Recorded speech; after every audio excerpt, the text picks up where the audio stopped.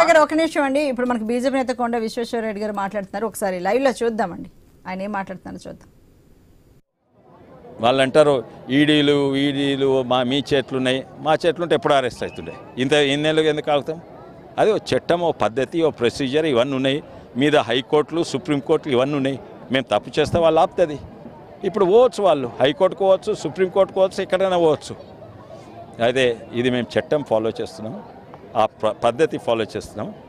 And definitely రేపో మాపో అయ్యేదని ఏడాది చెప్తున్నారు, కానీ అయితే లేదు. చట్టాలు ఉన్నాయి. ఆ సుప్రీంకోర్టు అరెస్ట్ ఈడీని ఇంటరాగేట్ చేయొద్దు అని ఎన్నిసార్లు నోటీస్ ఇస్తే తప్పించుకున్నారు, ఈ ఓంక ఆ ఓంక అని. అయితే ఇప్పుడైతే తప్పించుకోగలగదు, ఎందుకంటే law has a very long hand అంటారు.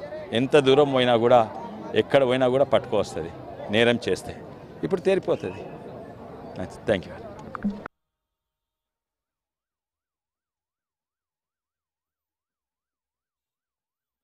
రైట్, మరి కొండ విశ్వేశ్వరరెడ్డి మాట్లాడితే చూసాం. మరి ఇదే ఇష్యూకి సంబంధించి మనతో పాటు వివరించడానికి మా ఇన్పుట్ ఎడిటర్ శ్రీకాంత్ సిద్ధంగా ఉన్నారు. శ్రీకాంత్, మరి కొండ విశ్వేశ్వరరెడ్డి మాట్లాడుతూ ఇంతకాలం అవి ఇవి అని ఎన్నో సాకులు చెప్పారు కవిత, అరెస్ట్ ను తప్పించుకున్నారు, కానీ ఫైనల్ గా అరెస్ట్ తప్పలేదంటూ ఆయన మాట్లాడడం జరిగింది. దీనికి మీరేం చెప్తారండి?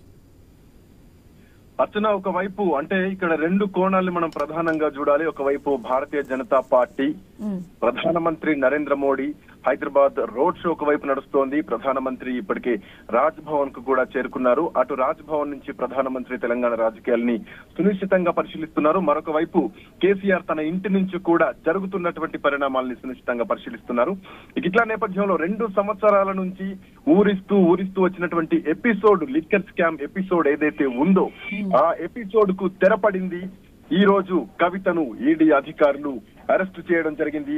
లిక్కర్ స్కామ్ కేసులో అరెస్ట్ అయినటువంటి బీఆర్ఎస్ ఎమ్మెల్సీ కవితను ఈడీ అధికారులు అంటే చాలా భారీ బందోబస్తు మధ్యలో పోలీసు పహారా నడుమ రోప్ వే అంటే ఒక రోప్స్ అన్ని అడ్డు పెట్టి పోలీసు బందోబస్తు మధ్య మహిళా పోలీసుల్ని సెక్యూరిటీతో పోలీస్ బందోబస్తు మధ్య కవితను ఈడీ అధికారులు అంటే శ్రీకాంత్, ఇందాక కవితను అరెస్ట్ చేసి అంటే అక్కడికి శంషాబాద్ ఎయిర్పోర్ట్ తరలించే క్రమంలో అక్కడ ఏం చేస్తున్నారు ఏంటంటే మీరు అక్కడ ప్రత్యక్షంగా ఉన్నారు, అక్కడ ఎలా అనిపించింది? అంటే మహిళా పోలీసులు కూడా ఉన్నారా? అలాగే బీఆర్ఎస్ కార్యకర్తలు అభిమానుల నుంచి ఎలాంటి వ్యతిరేకత వ్యక్తమైంది? పోలీసులు ఎన్నెన్ని జాగ్రత్తలు తీసుకున్నారు? అదే కవితను తరలిస్తున్న కారులో మహిళలు ఇంకెవరైనా ఉన్నారా? కవితను ప్రశ్నించినప్పుడు కూడా మహిళలు ఉన్నారా? దీనికి సంబంధించి ఏమైనా చెప్తారా శ్రీకాంత్? కవితను ప్రశ్నిస్తున్నటువంటి క్రమంలో మహిళా పోలీసులు ఉన్నారు, మహిళా పోలీస్ అధికారులు ఉన్నారు. సో కవిత వెహికల్లో కవిత ఒక్కరు మాత్రమే ఉన్నారు, తో పాటు పోలీస్ సిబ్బంది కూడా ఉన్నారు కవితతో పాటు. అయితే కవితతో పాటు ఆ వెనకాల వెహికల్లో కవిత భర్త అనిల్ కూడా అదే వెహికల్ ని ఫాలో అవుతూ కూడా వెళ్లడం జరిగింది. సో ఆ తర్వాత కొద్దిసేపటికి హరీష్ రావు బయటకు రావడం జరిగింది. హరీష్ రావు తెలంగాణ భవన్ కు చేరుకున్నారు. మరి కాసేపట్లో హరీష్ రావు కేటీఆర్ ప్రెస్ మీట్ కూడా పెట్టబోతున్నారు. సో ఇప్పుడే తెలంగాణ భవన్ కి అందరూ నాయకులు కూడా చేరుకుంటున్నారు. అటు బాజిరెడ్డి గోవర్ధన్ గాని, మాగంటి గోపీనాథ్ గాని, బాల్క సుమన్ గాని, ఇంకా చాలా మంది కీలకమైనటువంటి హైదరాబాద్ లో అందుబాటులో ఉన్నటువంటి బీఆర్ఎస్ పార్టీ నాయకులు, మాజీ ఎమ్మెల్యేలు, మాజీ ఎంపీలు అందరూ కూడా ఇటు తెలంగాణ భవన్ కు కూడా చేరుకుంటున్నారు.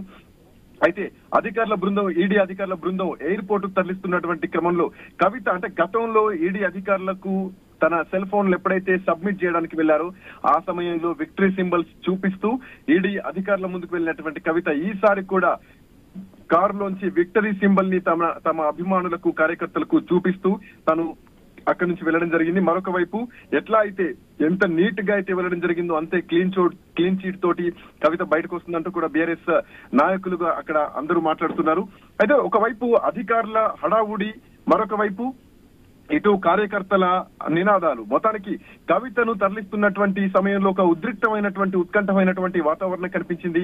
సో అక్కడ అంటే మీడియాను కూడా ఎవరిని లోపలికి అనుమతించే పరిస్థితి లేకుండే. సో మీడియాను కూడా చాలా దూరంగా అధికారులు నెట్టివేయడం జరిగింది. సో తాళ్లతో నెట్టివేస్తూ అటు కవితను తరలించినటువంటి పరిస్థితి కనిపించింది. అయితే వెళ్తున్నటువంటి క్రమంలో కవిత కొంతవరకు అంటే కార్యకర్తలకు ధీమాగా ఉండాలి అంటూ కూడా అభిమానులకు ధైర్యం చెప్పారు. సో ఏ అణచివేతలు జరిగినా గానీ ఎదుర్కొంటామంటూ కూడా కవిత, అట్లాగే కేటీఆర్ గాని, హరీష్ రావు గాని మాట్లాడుతున్నటువంటి సందర్భం చూసాం. సో ఒకవైపు బీఆర్ఎస్ శ్రేణులు బలంగా మనోధైర్యంగా ఉండాలని రాష్ట్ర వ్యాప్తంగా అంటూ కూడా మాట్లాడుతున్నారు. అయితే ఇక్కడ బీఆర్ఎస్ పార్టీ నాయకులు చెప్తున్నదల్లా ఒకటి, అణచివేతను, దొంగ కేసులను, రాజకీయ కక్ష సాధింపు చర్యలను ఇవన్నిటిని మేము ఎదుర్కొంటాం, మాకు చట్టం పైన నమ్మకం ఉందంటూ కూడా బీఆర్ఎస్ పార్టీ నాయకులు చెప్తున్నారు. కవితను అరెస్ట్ చేసే సమయంలో కూడా ట్రాన్సిస్టర్ ఇవ్వకుండా, అంటే నోటీసులు ఇవ్వకుండా ఎట్లా అరెస్ట్ చేస్తారు, కోర్టు పరిధిలో, దట్టు సుప్రీంకోర్టు పరిధిలో ఉన్నటువంటి ఈ అంశాన్ని రాత్రికి రాత్రి ఎట్లా అరెస్ట్ చేస్తారు. మరొక వైపు అంటే సాయంత్రం 6 గంటల తర్వాత మహిళల్ని అరెస్ట్ చేయొద్దు, పోలీస్ స్టేషన్ కు తరలించొద్దు, ఎట్లాంటి చర్యలు తీసుకోవద్దు, అంటే డే టైంలోనే అరెస్ట్ చేయాలన్నటువంటి ఒక అంశాన్ని కూడా, మహిళల్ని ఇంటి దగ్గరే విచారించాలి అన్నది కూడా ప్రధానంగా కవిత పెట్టినటువంటి పిటిషన్. సో ఒకవైపు ఆ అంశం సుప్రీంకోర్టులో ఉండగానే ఈడీ అధికారులు ఈ రోజు అరెస్ట్ చేసి, అది కూడా చీకటి పడ్డ తర్వాత, సో 7 గంటల ప్రాంతంలో అరెస్ట్ చేయడం, అంటే దీనిపైన కూడా బీఆర్ఎస్ పార్టీ నాయకులు మాట్లాడుతున్నారు. రాత్రి వేళ చీకటి పడ్డ తర్వాత మహిళని ఎట్లా అరెస్ట్ చేస్తారంటూ కూడా బీఆర్ఎస్ పార్టీ నాయకులు మాట్లాడుతున్నారు.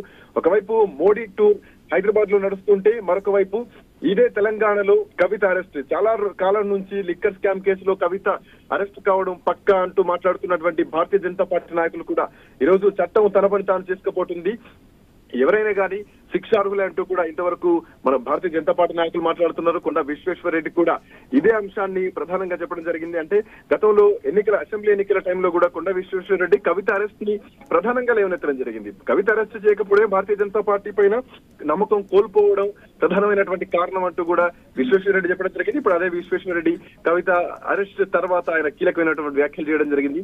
సో ఏదేమైనా చట్టం తన పని తాను చేసుకుంటూ వెళ్తారంటూ కూడా చెప్పడం జరిగింది. ఇట్ల నేపథ్యంలో అటు భారతీయ రాష్ట్ర సమితికి సంబంధించినటువంటి నాయకులు, అంటే కేసీఆర్ కూడా దీనిపైన రెస్పాండ్ అవ్వాల్సిన అవసరం ఉంది. సో అటు ఇప్పటికే కేటీఆర్, హరీష్ రావు, అట్లాగే కవిత వాళ్ళమ్మ అంటే కేసీఆర్ సతీమణి శోభమ్మ కూడా ఇంటికి చేరుకున్నారు. సో వాళ్ళంతా కూడా ఒక రకమైన ఉద్విగ్నమైనటువంటి వాతావరణం కూడా ఇంట్లో కనిపిస్తోంది.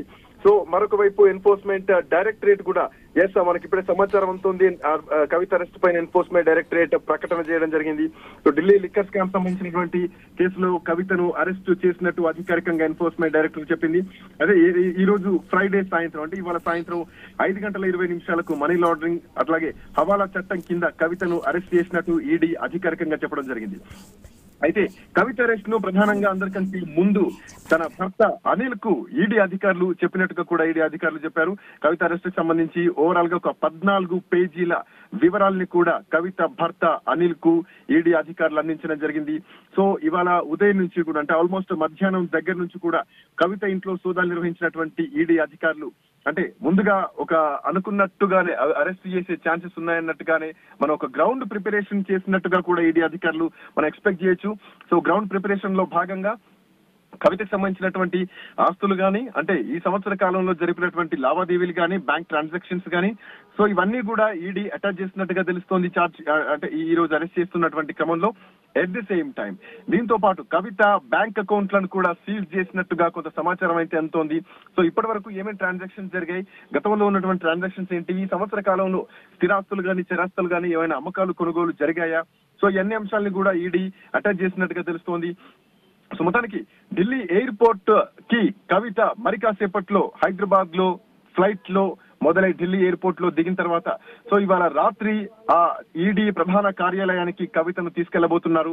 సో ఈ రోజు రాత్రికి కవితను అక్కడే ఈడీ ఆఫీస్ లోనే, మెయిన్ ఆఫీస్ లోనే ఉంచి అక్కడ మెడికల్ పరీక్షలు కూడా నిర్వహించబోతున్నారు. సో మెడికల్ పరీక్షలు నిర్వహించిన తర్వాత, అంటే ఇక్కడ ప్రధానంగా ఇంకొక కీలకమైనటువంటి అంశాన్ని కూడా మనం గుర్తు చేయాలి అర్చన.